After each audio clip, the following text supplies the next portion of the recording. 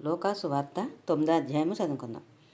ఆయన తన 12 మంది శిష్యులను పిలిచి సమస్తమైన దెయ్యముల మీద శక్తిని, అధికారమును, రోగములు స్వస్థపరచు వరమును వారికి అనుగ్రహించి, దేవుని రాజ్యమును ప్రకటించుటకును, రోగులను స్వస్థపరచుటకును వారిని పంపెను. మరియు ఆయన, మీరు ప్రయాణము కొరకు చేతి కర్రనైనను, జాలునైనను, రొట్టెనైనను, వెండినైనను మరి దేనినైనను తీసుకొని పోవద్దు. 2 అంగీలు ఉంచుకొనవద్దు. మీరు ఏ ఇంట ప్రవేశింతురో ఆ ఇంటనే బస చేసి అక్కడ నుండి బయలుదేరుడి. మిమ్మల్ని ఎవరు చేర్చుకొనరో ఆ పట్టణములో నుండి బయలుదేరినప్పుడు వారి మీద సాక్ష్యముగా ఉండుటకు మీ పాదధూళి దులిపివేయడని వారితో చెప్పాను. వారు బయలుదేరి అంతటను సువార్త ప్రకటించుచు, రోగులను స్వస్థపరచుచు గ్రామములలో సంచారము చేసిరి. శతాధిపతి అయిన హేరోదు జరిగిన కార్యములన్నిటిని గూర్చి విని ఎటు తోచక ఉండెను. ఏలయనగా కొందరు యోహాను మృతులలో నుండి లేచిననియు, కొందరు ఏలియా కనబడిననియు, కొందరు పూర్వకాలపు ప్రవక్త ఒకడు లేచిననియు చెప్పుకొనుచుండిరి. అప్పుడు హేరోదు, నేను యోహానును తల కొట్టించితిని గదా, ఎవను గూర్చి ఇట్టి సంగతులు వినుచున్నానో అతడెవరో అని చెప్పి ఆయనను చూడగోరెను. అపోస్తలులు తిరిగి వచ్చి తాము చేసినవన్నీ ఆయనకు తెలియజేయగా, ఆయన వారిని వెంటబెట్టుకుని బెత్సయిదా అను ఊరికి ఏకాంతముగా వెళ్ళెను. జన సమూహములు అది తెలుసుకుని ఆయనను వెంబడింపగా, ఆయన వారిని చేర్చుకుని దేవుని రాజ్యమును గూర్చి వారితో మాట్లాడుచు స్వస్థత కావలసిన వారి స్వస్థత పరిచెను. ప్రొద్దుకుంకు నారంభించినప్పుడు 12 శిష్యులు వచ్చి, మనం ఈ అరణ్యములో ఉన్నాము గనుక చుట్టుపట్లను గ్రామములకు పల్లెలకును వెళ్ళి బస చూసుకొని ఆహారము సంపాదించుకున్నట్లు జనసమూహమును పంపివేయమని ఆయనతో చెప్పిరి. ఆయన, మీరే వారికి భోజనం పెట్టుడని వారితో చెప్పగా, వారు, మన యొద్ద 5 రొట్టెలను 2 చేపలను తప్ప మరి ఏమీ లేదు. మేము వెళ్ళి ఈ ప్రజలందరి కొరకు భోజన పదార్థములు కొనుక్కుని తెత్తుమా అని చెప్పిరి. వచ్చిన వారు ఇంచుమించు 5,000 మంది పురుషులు. ఆయన వారిని 50 మంది చొప్పున పంక్తులు తీర్చి కూర్చుండబెట్టుడని తన శిష్యులతో చెప్పగా, వారు అలాగూ చేసి అందరిని కూర్చుండబెట్టిరి. అంతటా ఆయన 5 రొట్టెలను 2 చేపలను ఎత్తుకుని ఆకాశము వైపు కన్నులెత్తి వాటిని ఆశీర్వదించి విరిచి జనసమూహమునకు వడ్డించుటకై శిష్యులకు ఇచ్చెను. వారందరూ తిని తృప్తి పొందిన తర్వాత మిగిలిన ముక్కలు 12 గంపలు ఎత్తిరి. ఒకప్పుడు ఒంటరిగా ప్రార్థన చేయుచుండగా ఆయన శిష్యులు ఆయన వద్దకు ఉండిరి. నేనెవడనని జనసమూహములు చెప్పుకొచ్చున్నారని ఆయన వారిని అడుగుగా, వారు, బాప్తిసమిచ్చు యోహాననియు, కొందరు ఏలియానియు, కొందరు పూర్వకాలపు ప్రవక్త ఒకడు లేచిననియు చెప్పుకొనుచున్నాననిరి. అందుకైనా, మీరైతే నేనెవడనని చెప్పుకొనుచున్నారని వారిని అడుగుగా, పేతురు, నీవు దేవుని క్రీస్తువనెను. ఆయన ఇది ఎవరితోనూ చెప్పవద్దని వారికి ఖండితముగా ఆజ్ఞాపించి, మనుష్య కుమారుడు బహుశ్రమలు పొంది పెద్దల చేతను, ప్రధాన యాజకుల చేతను, శాస్త్రుల చేతను విసర్జింపబడి చంపబడి 3వ దినమున లేచుట అగాధ్యమని చెప్పాను. మరియు ఆయన అందరితో ఇట్లనెను, ఎవడైనను నన్ను వెంబడింపగోరిన యెడల తన్ను తాను ఉపేక్షించుకుని ప్రతిదినము తన సిలువనెత్తుకుని నన్ను వెంబడింపవలెను.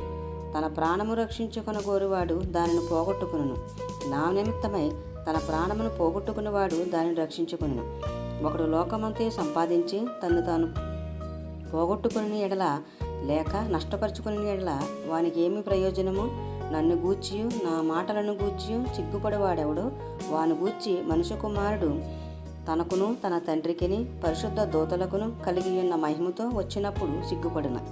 ఇక్కడ నిల్చున్న వారిలో కొందరు దేవుని రాజ్యమును చూచు వరకు మరణము రుచి చూడరని నేను మీతో నిజముగా చెప్పుచున్నానని. నీ మాటలు చెప్పినది మొదలుకొని రమారమి 8 దినములైన తర్వాత ఆయన పేతురును, యోహానును, యాకోబును వెంటబెట్టుకుని ప్రార్థన చేయుటకు ఒక కొండకు ఎక్కెను. ఆయన ప్రార్థించుచుండగా ఆయన ముఖరూపము మారెను. ఆయన వస్త్రములు తెల్లనివై దగదగా మెరిసెను. మరియు 2 పురుషులు ఆయనతో మాట్లాడుచుండిరి. వారు మోషే, ఏలియా అనువారు. వారు మహిమతో అగబడి ఆయన యెరూషలేములో నెరవేర్చబోవు నిర్ణయమును గూర్చి మాట్లాడుచుండిరి. పేతురును అతనితో కూడా ఉన్నవారును నిద్రమత్తుగా ఉండిరి. వారు మేలుకొనినప్పుడు ఆయన మహిమను ఆయనతో కూడా నిలిచిన్న 2 పురుషులను చూసిరి. ఆ 2 పురుషులు ఆయన యొద్ద నుండి వెళ్ళిపోవచుండగా పేతురు యేసుతో, ఏలినవాడా, మనం ఇక్కడ ఉండుట మంచిది. నీకు 1, మోసేకు 1, ఏలియాకు 1, 3 పర్ణశాలలు మేము కట్టుదుమని తాను చెప్పినది తాను ఎరుగకయే చెప్పాను. అతడు ఇలాగూ మాట్లాడుచుండగా మేఘం ఒకటి వచ్చి వారిని కమ్మెను. వారు ఆ మేఘములో ప్రవేశించినప్పుడు శిష్యులు భయపడిరి. మరియు ఈయన నేనేర్పరచుకున్న నా కుమారుడు, ఈయన మాట వినుడని ఒక శబ్దము ఆ మేఘములో నుండి పుట్టెను. ఆ శబ్దము వచ్చిన తర్వాత యేసు మాత్రమే అగపడెను. తాము చూసిన వాటిలో ఒకటియు ఆ దినములలో ఎవరికి తెలియజేయక వారు ఊరకుండిరి. మరునాడు వారు ఆ కొండ దిగి వచ్చినప్పుడు బహు జనసమూహము ఆయనకు ఎదురుగా వచ్చెను. ఇదిగో, ఆ జనసమూహములో ఒకడు, బోధకుడా, నా కుమారుని కటాక్షించుమని నిన్ను వేడుకొనుచున్నాను. వాడు నాకొక్కడే కుమారుడు. ఇదిగో, ఒక దెయ్యము వాని పట్టినప్పుడు వాడు అకస్మాత్తుగా కేకలు వెయ్యును. నురుగు కారునట్లు అది వానిని విలవిలలాడించుచు గాయపరచుచు వానిని వదలకుండును.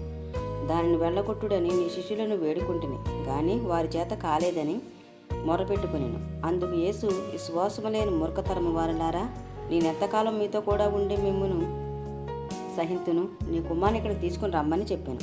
వాడు వచ్చుచుండగా ఆ దెయ్యము వారిని పడద్రోసి విలవిలలాడించెను. యేసు ఆ పవిత్రాత్మను గద్దించి బాలుని స్వస్థపరిచి వారిని తండ్రికి అప్పగించెను. గనుక అందరూ దేవుని మహాత్మ్యమును చూచి ఆశ్చర్యపడిరి.